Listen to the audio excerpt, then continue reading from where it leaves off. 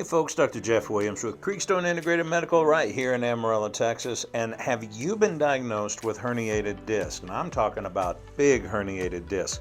Let me tell you about 3 patients real quickly. We had one patient with a 14 millimeter disc that came out from the disc and went down into the spinal canal. 14 millimeters. I tried to send him to the neurosurgeon because it was surgical, and he was on blood thinners and he couldn't do it. So he wanted to do decompression. Second patient, 18 millimeters down into the canal, causing a lot of pain and a lot of problems.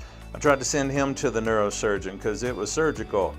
He was only in town for 2 weeks and the surgeon couldn't get to him for 6 months, or maybe it was 3 months, don't remember. But then he had to leave town. So he wanted to do spinal decompression with us, just like the last patient.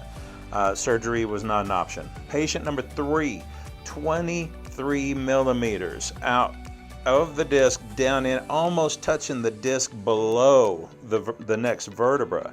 It was that far into the canal. I tried to send him to the neurosurgeon. This one was actually a friend of mine. He was just against surgery. He wasn't going to do it. He wanted to do decompression. So tried to send all 3 of them to surgery. All 3 of them, for one reason or another, couldn't do it, so they chose decompression. Guess what?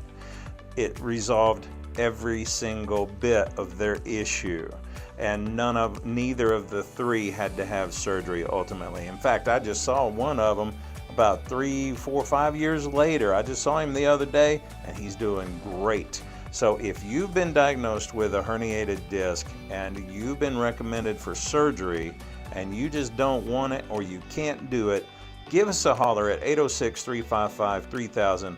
Let us see if we can help. Sometimes we can. Sometimes surgery is unavoidable. Sometimes we can't. But lots of times we can. And I've got patients that have been through here that we can prove it.